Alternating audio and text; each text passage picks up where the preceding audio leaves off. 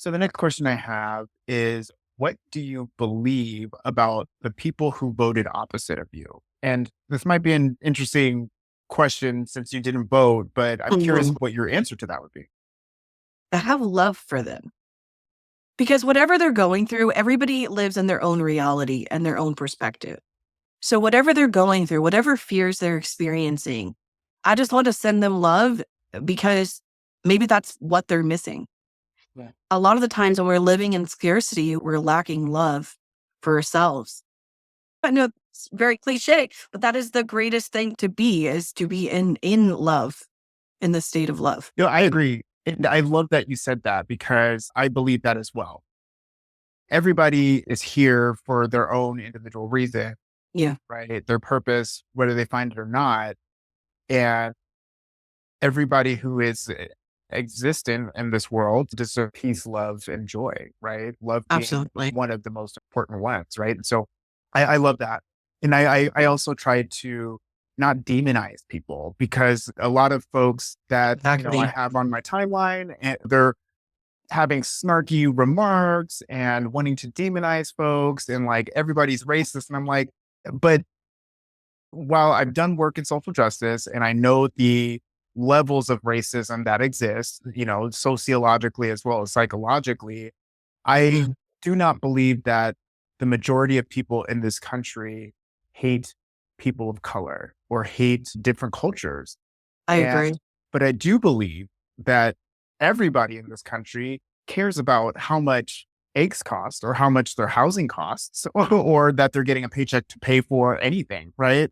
Yes, And so exactly. I found comfort in believing that there's economic issues. Of course, there was also safety issues, which the red side was very clear about around immigration and whatnot. But to believe that everybody is racist, I just don't want to. And it's difficult for me to understand that role of people fearing others coming into the country because I live in a community where I help my mother's business, a little mom and pop grocery store here in Milan, and our biggest customers are migrant workers. Right? That is how we make money. So even though there's that, and I don't see my parent, they never, whenever they talk about why they chose Trump, that was never the rhetoric that they, or the things that they thought he promoted. That, and they would dismiss that. And those are because for them, we've never been that way. In fact, I grew up in a church that was Spanish speaking. Majority of the people there were Spanish speaking, and my parents were pastors there. So I grew up in a very diverse community. Even where we went to school is very diverse.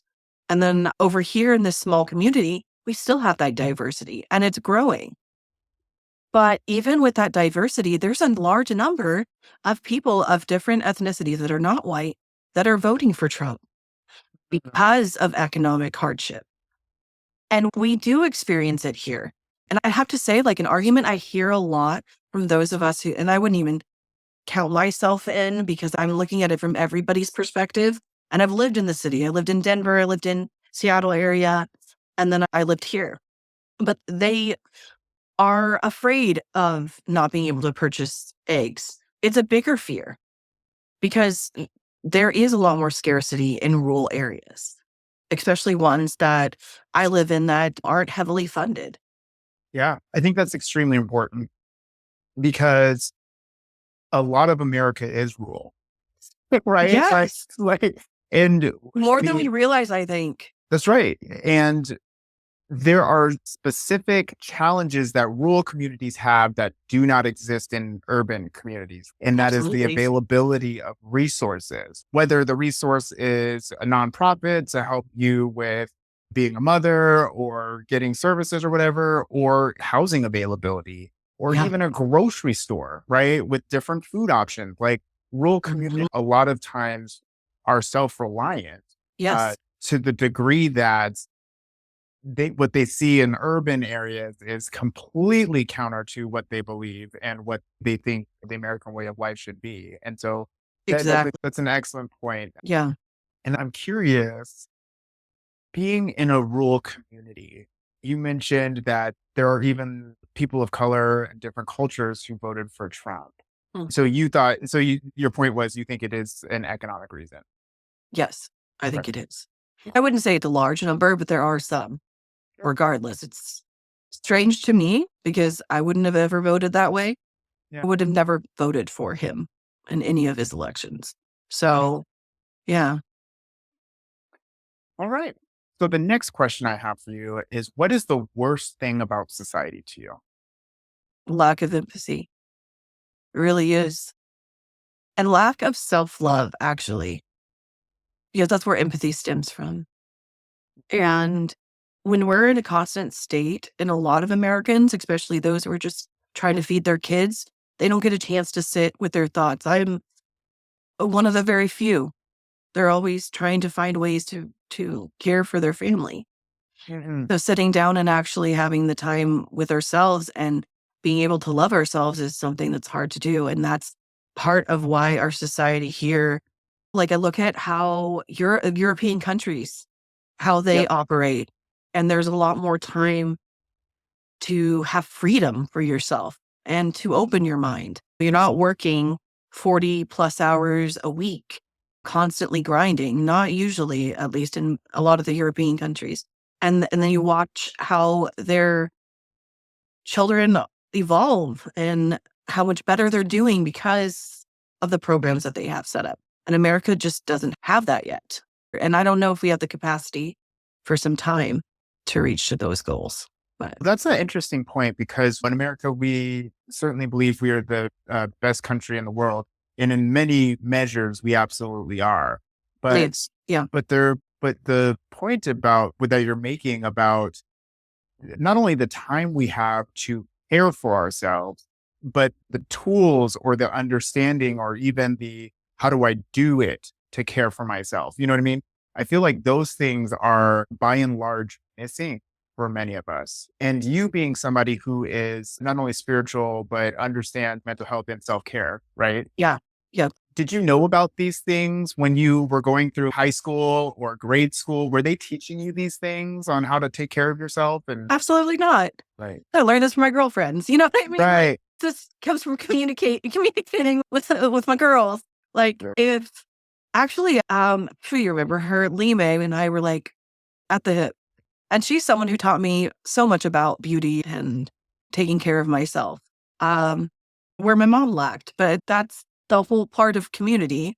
Yeah. I actually have this really wonderful friend too. It was her birthday the other day, and she taught me a lot about being a woman and loving my body and accepting my body. Especially, I grew up as a fat kid, and I still am. Not that I think that there's anything wrong with that. I love my body, and I accept it. And a lot of people have a hard time with that, accepting themselves as they are. And she was the first person I ever met to teach me that. So Those lessons are so impactful and they permeate every facet of our lives, right? they do. And you can also tell when somebody doesn't understand that about themselves, right? Yes, it's pretty apparent. And I try to help in the ways that I can. But again, like perspective and people are in their own reality. Yeah, So you can only guide them as much as they are willing to listen. that's right. And that's the difficult thing about society. That is very right. I love how my conversations with people like you and the other guests are illuminating pieces of society that I'm really hoping the podcast can really dive into I more depth agree.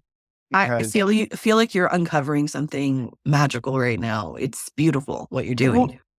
two magical beings together can make a lot of Oh, that's damages, right. right? But no, and so I'm putting a pin in that because that is Mhm. that's something we want to return to in this podcast. Yeah, Is self love because if we live in a world where the majority of people don't even know how to value themselves on a spiritual, physical, emotional, mental level, and focus on validation from society who doesn't even really know them, then we have people who are either broken or are putting their power, their individual power being into things that might not be healthy for them. absolutely. And sometimes they're just unconscious of it That's right. That's because right. it's a pattern we keep repeating and repeating. And to get yourself out of the pattern, a lot of times it's a traumatic experience. Yeah. If it weren't for the experience I had, I don't know if I would have delved deeply in my spirituality. I grew up Christian and I had a lot of questions, and I married someone who was not. And I just like left spirituality for some time, but it never left me Okay. because the creator God never leaves you. That's right. So, okay, let's go to the next question then. The Sure. next question is, what do you believe is one of the reasons that Trump and the largely Republican Congress was elected? Like you discussed before, I really think that it is for the economy. That I think a huge fear is a lot of us whose grandparents went through the Great Depression.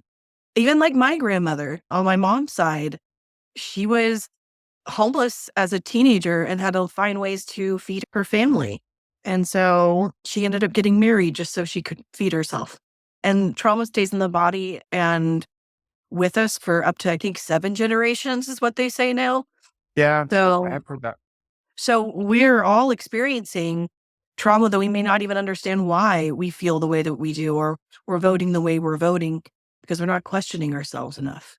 Right. And gosh, one of the things about this podcast for listeners is we don't focus on perfection, we focus on progress, right? Right. Part of the reason I say that is because that's how we get some organic, authentic answers from people. Right? Absolutely. Right. Yes. Yes. What you said is that trauma stays in the body for 7 generations. And Mhm. a level deeper is it stays in your DNA, right? Yes, I'm sorry. That's what I meant to say. In your body and in your DNA. And when I Yeah. say in your body, that's what I meant.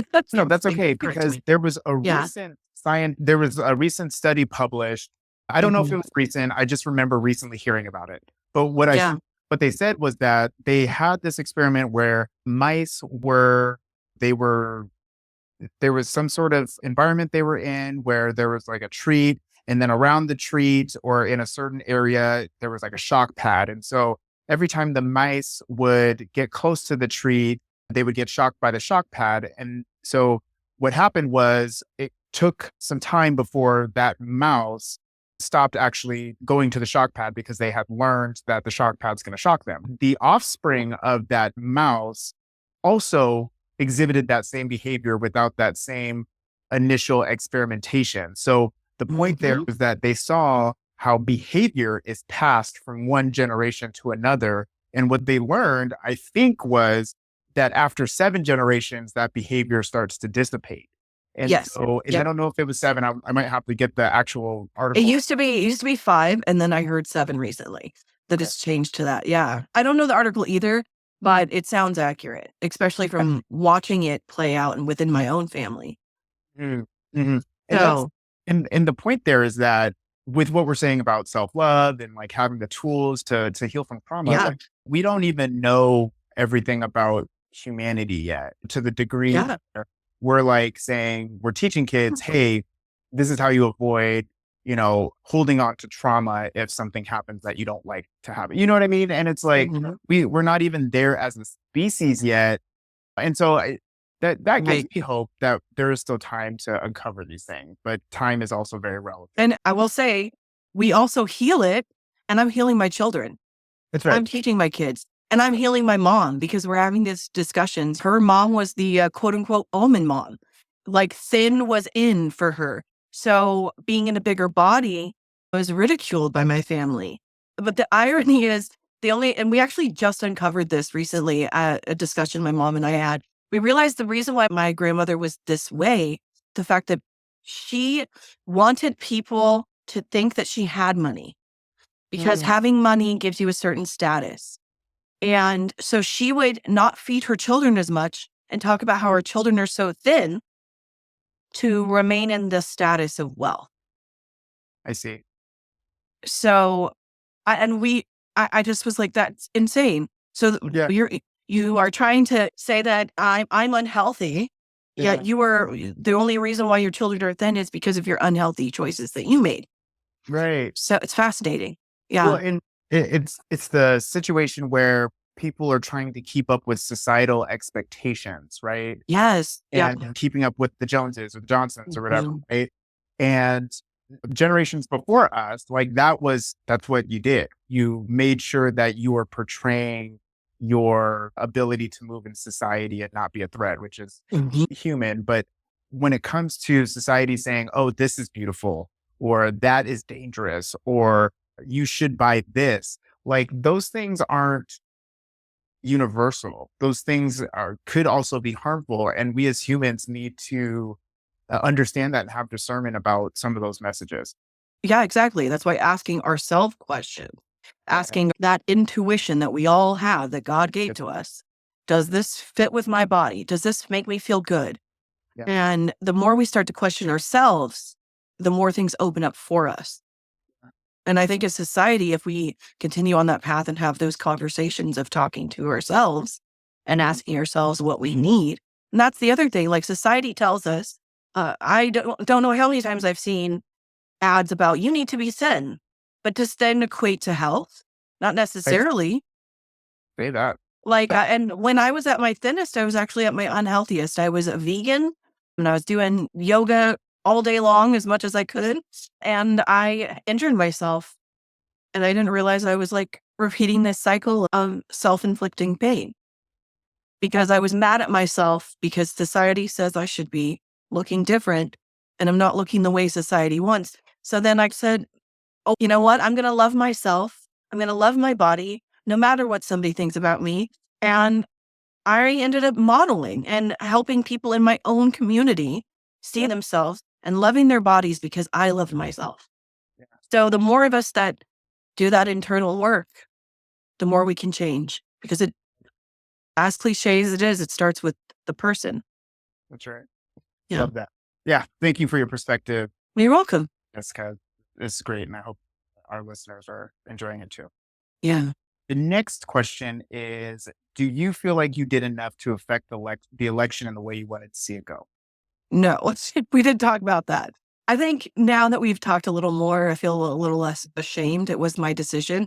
But again, like moving forward, I know what changes I'm going to make within myself and continue to make. A lot of that's unknown, and Yeah. that's scary too. Yeah. But just for folks who don't know Jessica as well as I do, one of the things she said was that you ask yourself those questions. Yes. But the context that she's speaking from is that you are like a divine, infinite being that truly does already have all the answers. It's just in this manifestation and all these competing powers and influences around us, we lose that connection with that truer part of ourselves that can navigate the complexities of life without harming, right? Yeah. And so when you get to a place where you are or connected with your inner being and you try to ask yourself questions and have a clear answer, right? And Hmm. so that's part of what you were saying that I don't know everybody totally understands. I It's understand that true. because I've done that work too. But the Hmm. point is that people should their first influence should be themselves, right? Absolutely. You know, Yes. Instead of like seek internal validation, not that's right. external validation. Yes. Yes. Correct. Yeah. Yes. Okay. Okay. And that's a nugget that we're gonna hold on to because we're gonna come back to that in a future podcast. I Love it. so thank you for imparting that. The last question I have for you, Jessica, is what do you want to say to the version of yourself 4 years in the future? I am proud of everything that you have done since the last 4 years because Excellent. I know that you've made gracious changes, not only in your own life, but in others. Perfect. That's great. All right. And so, in conclusion of this podcast episode, I just want to sign off by saying we are all different, but we are all also the same.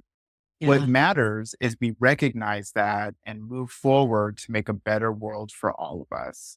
So, thank you Yeah. again, Jessica, for blessing us with your presence. And You bet. Thank you for having me. This was healing. It really was. I appreciate it. absolutely, that's good. I hope everybody gets a little bit of healing from this because that's what we need in this country. Because if we can't even look at our neighbors in the face without hating that, like, where are we destined to go as a country? And so we really need Absolutely. to overcome that.